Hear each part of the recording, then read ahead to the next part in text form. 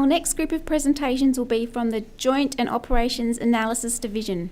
Welcome to the Chief of JOAD, Lynn Booth, and to Stephen Harris.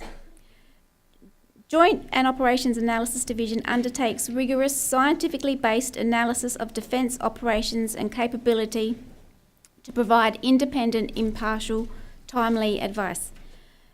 JOAD applies its knowledge to contribute to the development of future capability through support to the evolution of joint concepts, future force structure, capability development and opportunities to leverage disruptive technologies. Please welcome Ryan Ahern.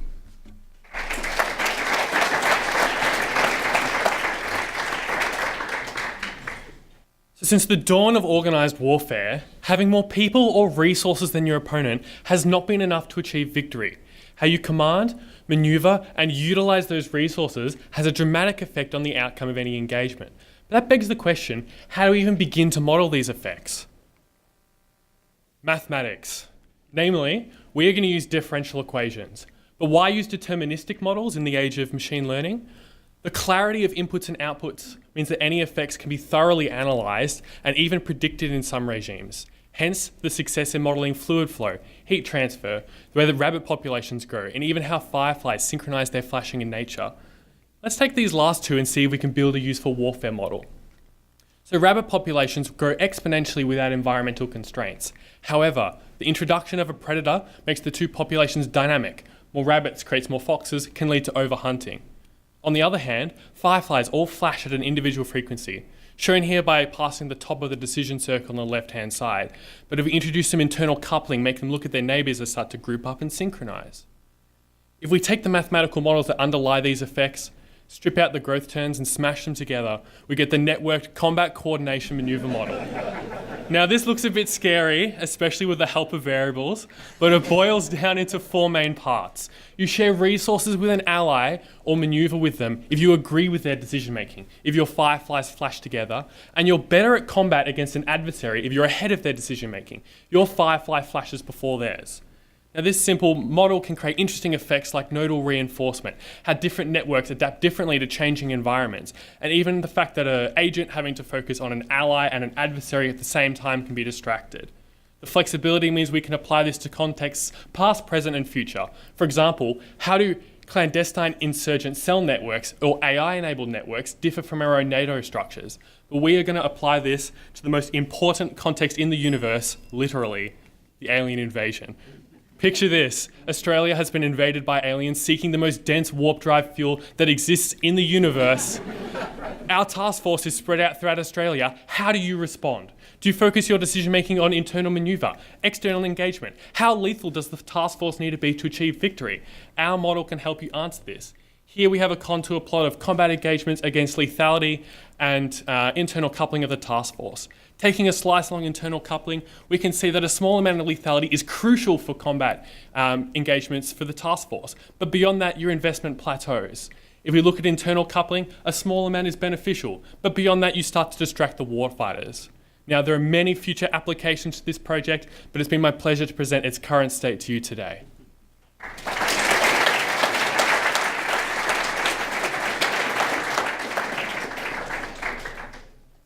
Thank you, Ryan. Please welcome McKenna Buckley. I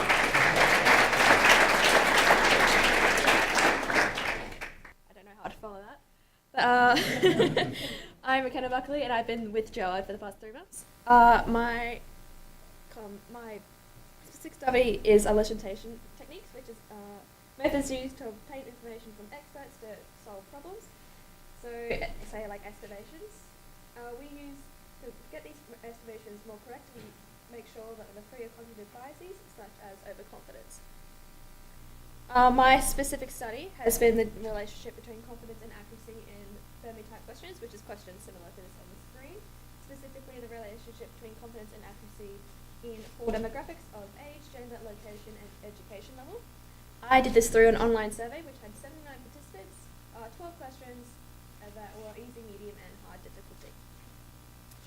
So here are the demographics. Overall, it's around 52% male and 48% female, with the majority being either studying or having undergraduate degree under the age of 34 and residing in Australia. And here's one of the examples used, one of the questions. The purple on the screen, the purple dots, are the personal confidence levels. The blue squares are the actual answers, and the lines up and down either side are the highest and lowest estimates. And this was ranked from lowest answer to highest answer, ranging from 18 to 81 in this case. In this scenario, 39 was the correct answer, which 4 people got correct in the red square, and 23 people got that correct on 10% either side, which is located in the green square. And as you can see, that there isn't really any relationship between confidence and accuracy, as if there were, there'd be a higher accuracy levels in the more correct answers, and lower confidence levels in the more incorrect answers. Here's the overall findings. As you can see, as the questions got harder, the confidence levels decreased, so starting just above 40% and decreasing to just about 20% from easy to hard. This also follows for the accuracy as well, decreasing as the questions got harder. Here's the demographics. There's a specific trend shown in gender and in location that a lower confidence level does equal high accuracy. It's shown in the difference between male and females. Males having a lower confidence level but having a high accuracy. And same with residents inside Australia having a lower confidence level but having a high accuracy of residents outside Australia. In conclusion, this finds that lower confidence does equal more accuracy, as we think it means participants are thinking more and aren't overconfident and disregard any information that they don't deem necessary. However, more research is required, so we suggest a larger survey that's open for longer, as it gives more time for statistical significance and more data. However, we know this may be an issue due to the time limit of the program.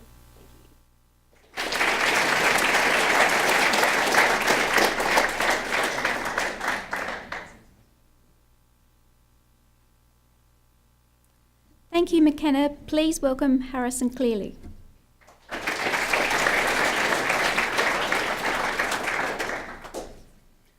G'day and welcome to the future of STEM. My name is Harry, and over the past 3 months I've been working on a comparative analysis of ranking techniques. Prioritisation is a process frequently used by humans of varying levels of importance. DST staff are no exception. Whether it be students like me and you or all the way up to subject matter experts, we're constantly prioritising items and activities in comparison to one another and asking such questions as, should I go to the gym tonight or the pub, or stay home and practice my presentation, to how should we spend the next $20 million of the defence budget? So, can one method of prioritisation produce a more accurate and consistent list than an alternative for a number of defined options? To find this, we've simplified the process to a ranking problem, asking participants to rank 10 properties sold within the last 6 months when given a set of criterion values about each through one of two methods. The first being an intuitive unstructured method where participants were simply to create a list of the information provided to them, 1 to 10, and the second being a more structured scorecard method where participants were to assign weights to criteria they thought contributed to the sale price more so than others, and then ranked each property for each specific criterion. This was subsequently cross-multiplied to produce an ordered list of homes by market value to determine if one method produced, on average, a more accurate and consistent list than the other in terms of being closer to the true or correct ranked list. The participants were sourced from 2 pools. These are DST employees and residents of Hobsons Bay City Council, one of 6 councils that constituted the Inner West we constructed the experiment around. As you can see, the demographics reflect that of a younger population and are obviously therefore not representative of the typical property investor. We used 2 methods to measure how good the participants' ranks were. These are the Euclidean distance, which simply measures how far away the rank position is from the true list, and then squaring this value and subsequently square rooting this value to remove negative distances. The second is a normalised discounted cumulative gain, which is a more analytical method. It incorporates a top weightedness. This rank-based discount factor means scores at the bottom of a list contribute less overall to the final score.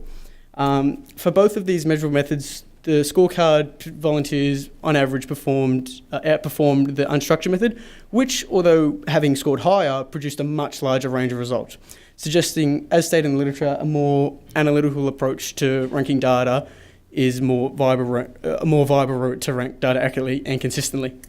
The sample is still considered quite small. Consequently, more research and data should be undertaken before making definitive conclusions. However, research can be used as a good base for further decision-making studies to be conducted in the future. Thank you for listening.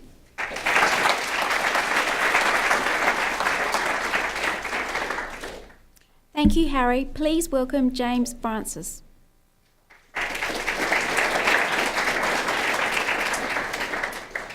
Hi everyone, my name's James. I've been conducting a literature review on the topic of human-machine trust. The work I'm doing will lay the foundation for future student projects on the topic. The benefits of automation can be summarised by the 3 Ds. That's dirty, dull, and dangerous. We can make automation do the dirty jobs we don't want to do, the dull, boring jobs that we can't stand, and the dangerous jobs that put us in harm's way.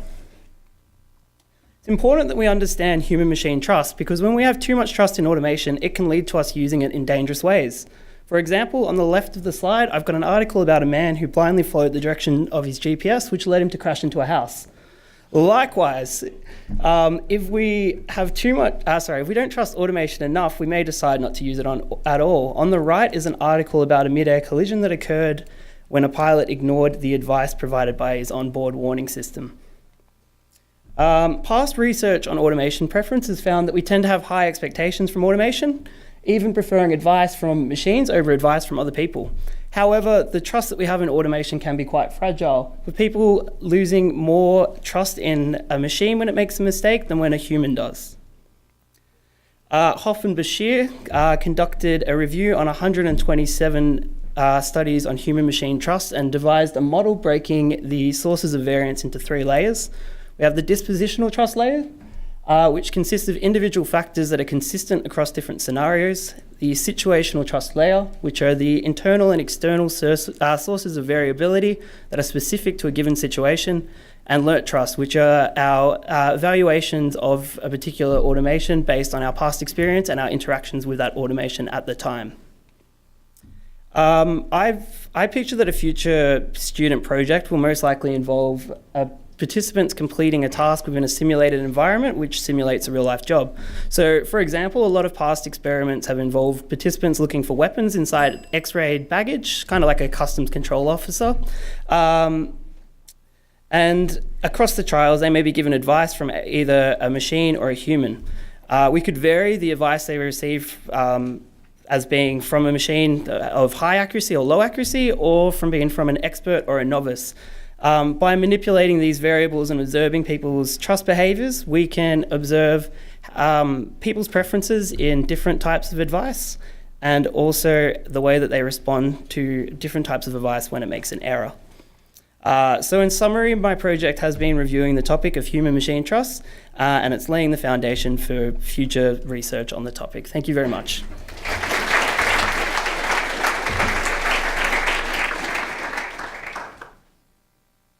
Thank you, James. Please welcome Vinuri Peiris.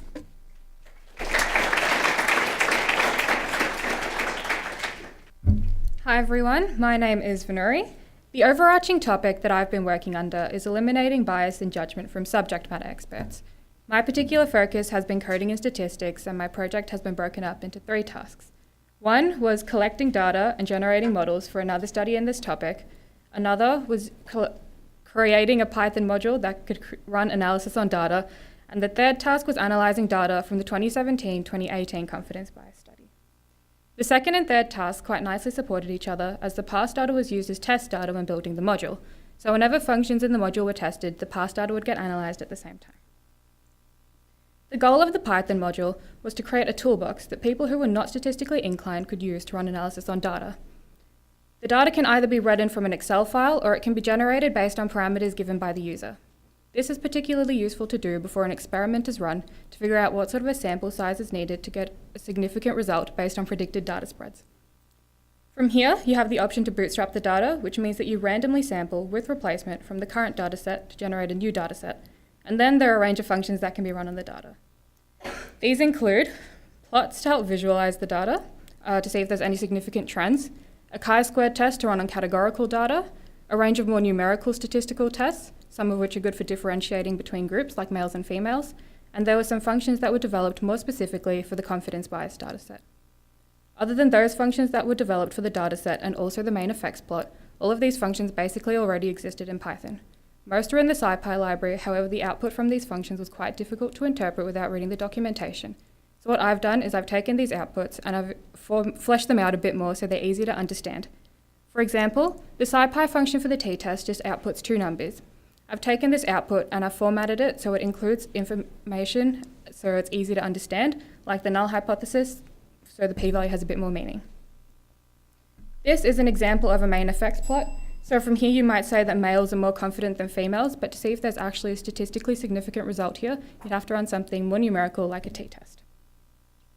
So now we have a module that allows us to run easy analysis on data by putting our data in the one place. However, this module does need to be extended further to include more functions so more tests can be run. It also needs to be implemented in a more user-friendly interface, as at the moment any person would have to write a line of code to call any one of the functions. Putting it in something like a web page where users can just click through to select the options that they would like, I think would be the most beneficial. Thank you.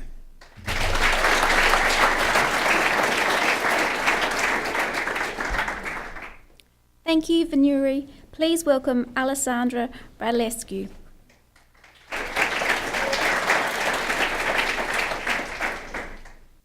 So imagine yourself in a break room that has minimum furniture, dim lights, and plain bulbs. Not very exciting, right? But now imagine yourself in a break room that has natural features such as plants, colours, variability of light, comfortable furniture for socialisation, and even to spend some time alone. Well, ladies and gentlemen, this is an example of the reality that many defence personnel working at Headquarters Joint Operation Command face on a daily basis, an unexciting break room. This room can physically and psychologically drain people's energy, affecting their mental health. A perception study was undertaken on the personnel at HQ JOC to see their perspectives about various aspects of the building. It was found that the physical working environment emerged as a major issue that needed to be changed, in particular the break rooms. Based on the findings of this study, my project deals with conducting research into implementing a biophilic design in the break rooms for mental restoration of the defence staff at HQ JOC. A design feature that should be included is biophilia, which is a concept about human interaction and the connection we seek with nature. Biophilia can relate to many sciences, such as physiology, psychology, neuroscience, and many more. Biophilia can also encompass other design elements, such as light, colours, temperature, sound, and furniture. These design features can improve mental restoration and stimulate creativity. As many workplaces experience a rapid change in their work conditions, creativity is fundamental for people to adapt, plan, and bring new ideas to implement the best possible work practices. There are numerous medical, physiological, psychological studies in the field of biophilia, such as this fMRI research, indicating that by incorporating artworks that have natural scenery, it can light up the creativity area of the brain, which is your frontal and your parietal lobe. Other studies indicate that it can decrease mental health, blood pressure, and even re-energize individuals to increase their work productivity. A particular study was done on air traffic controllers, and it showed that music decreased significantly their levels of anxiety that was amplified by the stressful working environment. This can relate to the personnel at HQ JOC as they are working under stressful conditions. The outcomes of my projects indicate that biophilic design isn't an aesthetic issue, but it's a methodology that can affect the productivity of the personnel within their working environment, as well as improve their experience and the interactions they have with other people within the environment, and improve their overall mental restoration and well-being. Now, I hope you remember biophilia, the key to work well-being.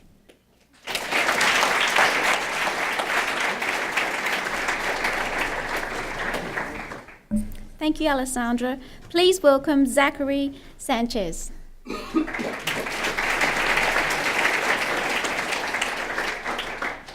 Okay, I'm sure everyone in this room, or pretty much everyone, uses Spotify, right? I definitely do. And in 2015, Spotify unleashed a very smart marketing campaign that turned listening to music into fierce competition. It was called Spotify Wrapped. And for those that don't know, at the end of each year, all Spotify users get a nice email showing how much music they listen to over the year. Some pretty scary details, like that's mine.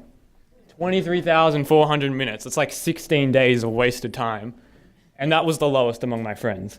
Nonetheless, what's interesting about this is somehow Spotify keeps track of everyone's songs, what they listen to and all the metadata, and somehow combines this into a format that everyone talks about. So why can't we do a similar thing with naval fleet data? That is where the automatic report generation system begins. So on screen is a ship's navigational display system. This thing picks up pages and pages of data on velocity, position, bearing, all that fun stuff.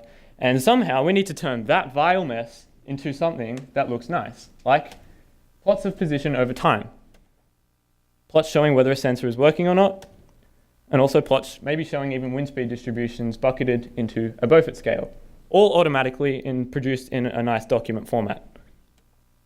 So to do this, I had a local cluster computer, and yeah, rest assured, we have much more powerful stuff than that at DST. I'm just a lowly vacationer, so whatever.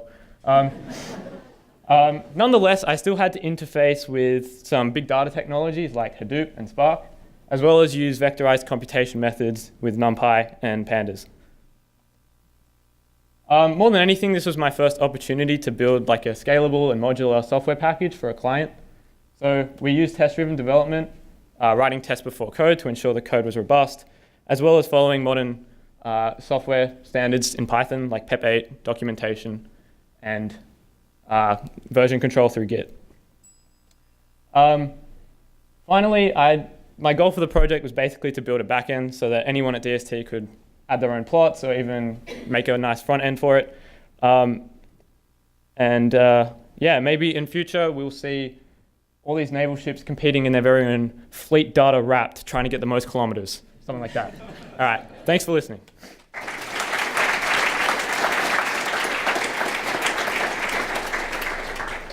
Thank you, Zach. Please welcome Samuel Thirurajah.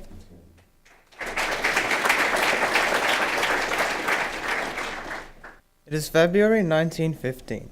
In a desperate response to the Allied naval blockade that is starving its population, Germany declares unrestricted submarine warfare in British waters. This means that any vessel found in the region, including civilian ships, could be torpedoed without warning. By the end of the war, the Allies will have lost almost 5,000 ships. Only 2 years later do they find a suitable response.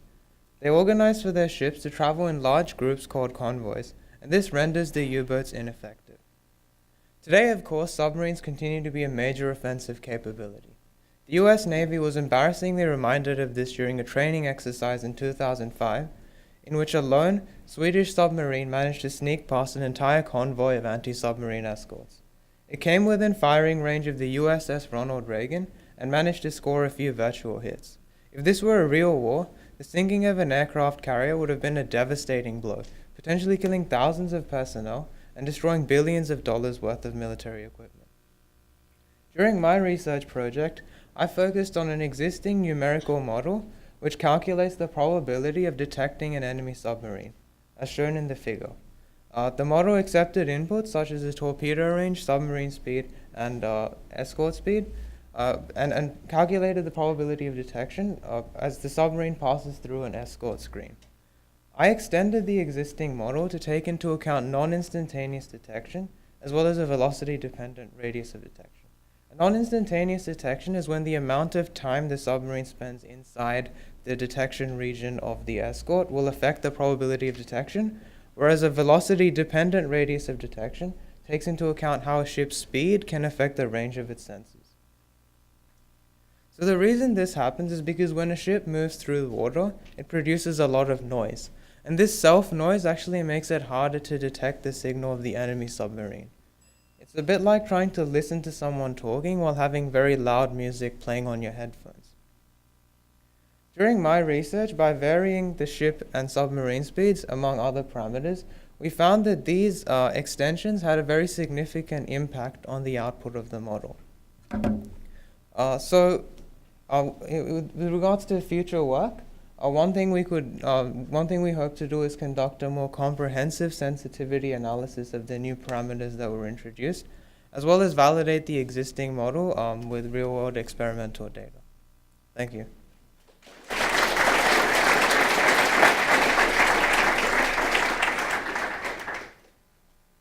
Thank you, Samuel. Can I please have the JOAD presenters on stage?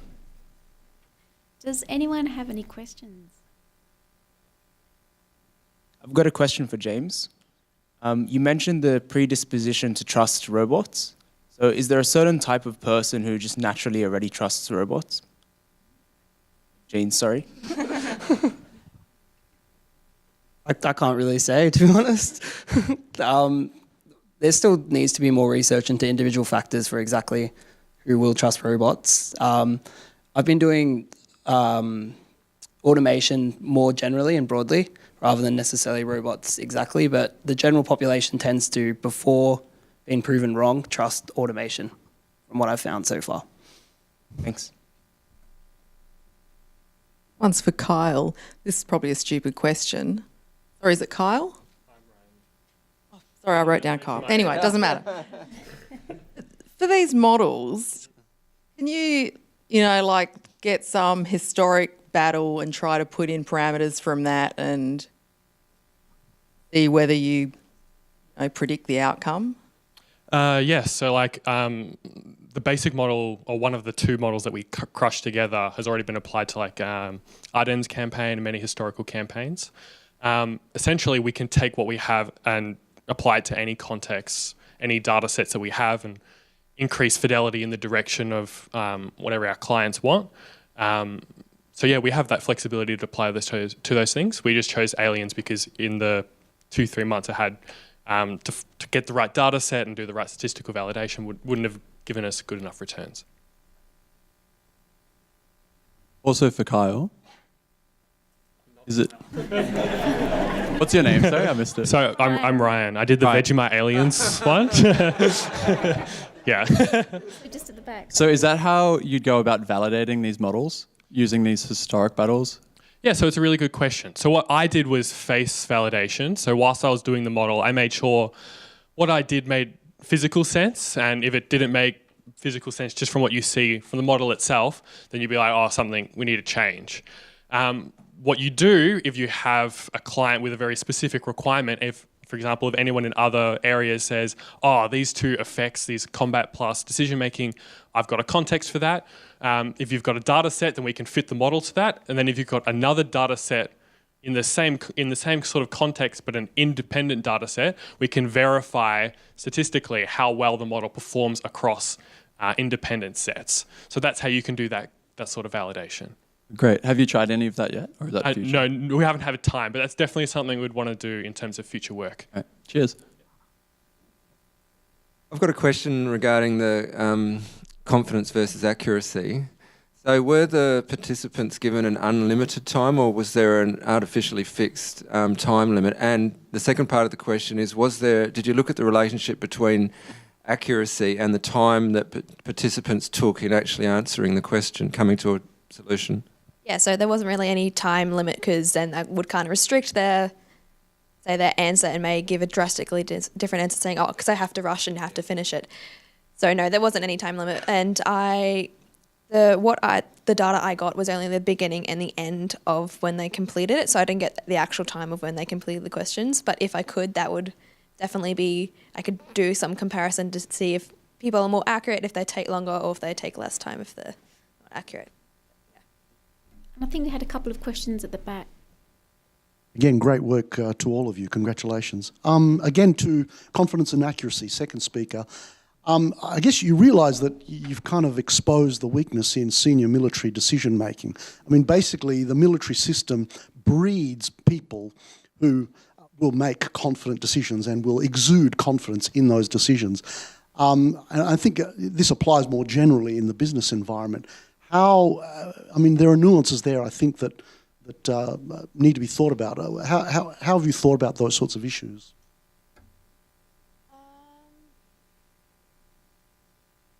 Not really.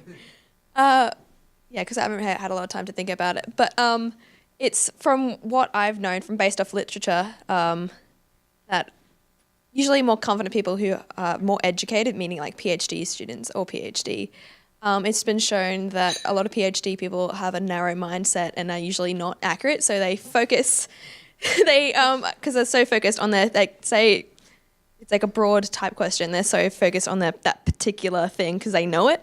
They either over or underestimate it because like, oh, that's correct. I know.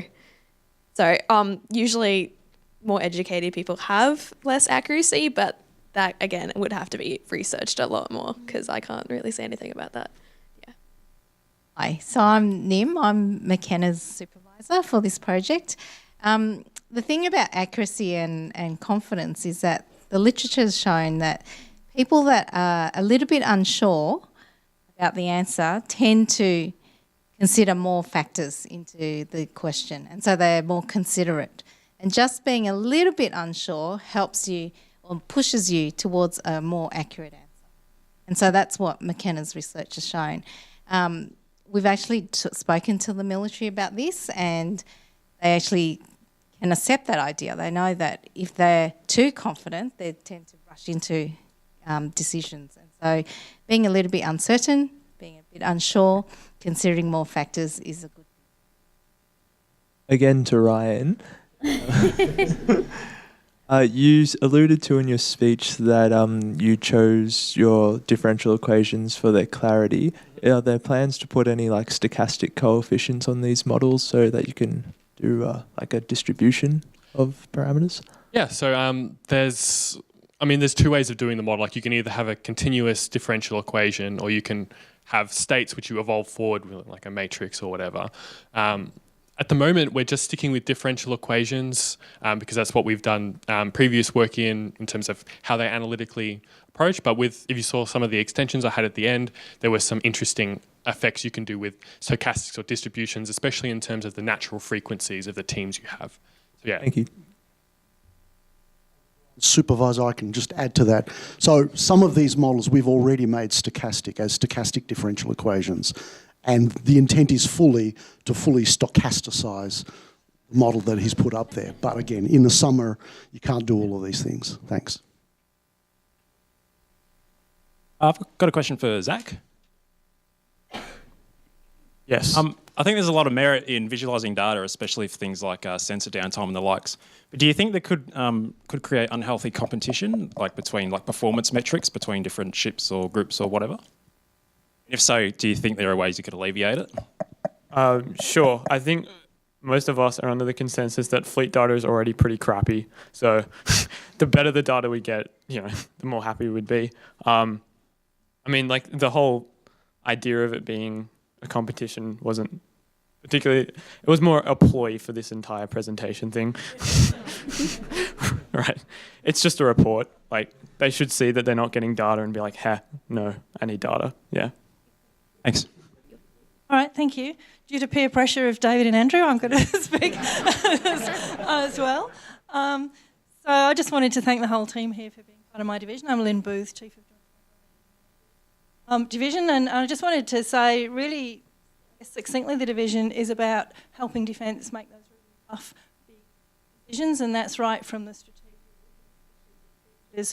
to what might the next force look like and how might that future and the current force be best employed and how is it employed now, right through to putting scientists in real operations to happen. So we do quite a variety of things. We're not the hard technology kind of divisions, we're quite different to the other divisions, but you can see there's a broad set of ways in which we help defence make those really robust, evidence-based, all the huge dollars that actually spend.